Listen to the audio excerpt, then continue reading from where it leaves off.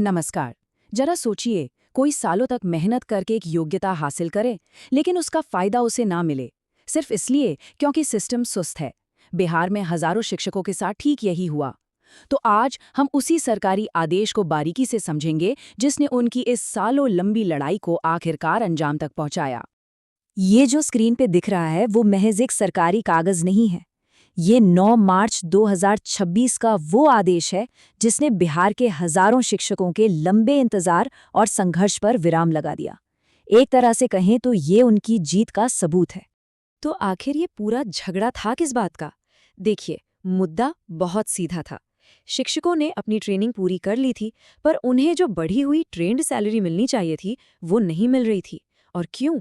क्योंकि डिपार्टमेंट ने उनके रिजल्ट्स घोषित करने में ही सालों लगा दिए। शिक्षकों की मांग बस इतनी सी थी कि वेतन ट्रेनिंग पूरी होने की तारीख से दिया जाए, न कि रिजल्ट आने की तारीख से।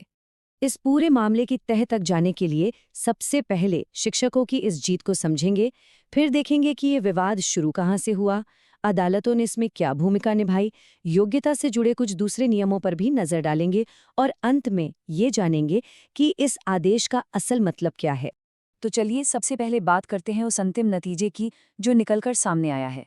बिहार शिक्षा विभाग ने आखिरकार आधिकारिक तौर पर क्या आदेश दिया है? इस आदेश का सार समझना बहुत जरूरी है। सरकार ने पटना और शेखपुरा के शिक्षा अधिकारियों को साफ साफ कहा है कि कोर्ट का फैसला लागू किया जाए। यहाँ एक शब्द बहुत अहम है, नोशनली, यानी काल्पनिक रूप से। इसका मतलब ये है कि भले ही पैसा आज मिल रहा हो, पर वेतन की गिनती उसी दिन से शुरू होगी जिस दिन शिक्षक ने अपनी ट्रेनिंग पूरी की थी। मतलब उनका जो हक बनता था वो मारा नहीं जाएगा। अच्छा, अब उस सवाल पर आते हैं कि इस निर्देश की जरूरत ही क्यों पड़ी। ये सब एक बहुत लंबी देरी की कहानी है। ये टाइमलाइन देखिए, इससे पूरी समस्या साफ हो जाती है। शिक्षकों ने अपनी 2 साल की ट्रेनिंग 2017 और 2018 में पूरी कर ली थी, लेकिन उनके नतीजे कब आए? जनवरी 2019 में, यानी 1.5 से 2 साल बाद। सोचिए, इस पूरे वक्त में वो ट्रेंड टीचर थे, पर उन्हें सैलरी मिल रही थी अनट्रेंड वाली। क्या ये सही था? जब प्रशासनिक स्तर पर कोई भी हल नहीं निकला, तो शिक्षकों को इंसाफ के लिए अदालत का दरवाजा खटखटाना पड़ा और यहीं से ये पूरी कानूनी लड़ाई शुरू हुई। पटना हाईकोर्ट ने इस मामले पर बिल्कुल सीधी और स्पष्ट टिप्पणी की।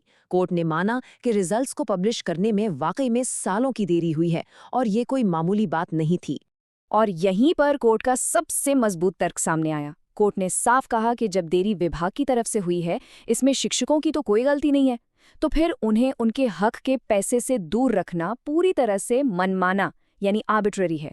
इसका सीधा सा मतलब था कि कानून और न्याय दोनों ही शिक्षकों के पक्ष में थे। पर मामला यहीं खत्म नहीं हुआ। विभाग इस फैसले के खिलाफ देश की सबसे बड़ी अदालत सुप्रीम कोर्ट तक गया, लेकिन वहां भी उन्हें कोई राहत नहीं मिली। सुप्रीम कोर्ट ने उनकी अपील खारिज कर दी, जिससे हाईकोर्ट का फैसला ही आखिरी माना गया और शिक्षकों की जीत पर पक्की मोहर लग गई। इसी अदालती कार्यवाही के दौरान नियुक्ति की योग्यताओं से जुड़ा एक और अहम मुद्दा भी सामने आया, जो दूसरे शिक्षकों को भी प्रभावित करता है। चलिए उससे भी जरा संक्षेप में समझ लेते हैं।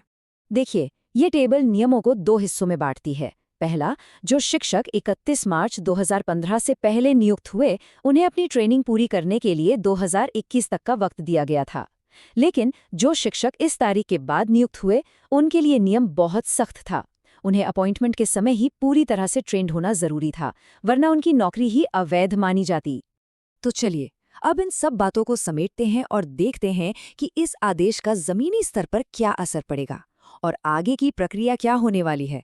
आदेश की जो औपचारिक भाषा है, उसे इन 3 आसान स्टेप्स में समझा जा सकता है। अधिकारियों को सबसे पहले सभी डॉक्यूमेंट्स को वेरीफाई करना है, फिर सही अमाउंट कैलकुलेट करना है और आखिर में ये पक्का करना है कि जो भी बकाया राशि है वो शिक्षकों को दे दी जाए। और अंत में ये कहानी सिर्फ नियमों और कानून की नहीं है, बल्कि इन लोगों की है। स्क्रीन पर जो नाम दिख रहे हैं, ये वो शिक्षक हैं जिन्होंने ये लड़ाई लड़ी। इस आदेश का मतलब उनके लिए सिर्फ बकाया पैसा मिलना नहीं है, बल्कि ये उनके पेशे और उनकी योग्यता का सम्मान है।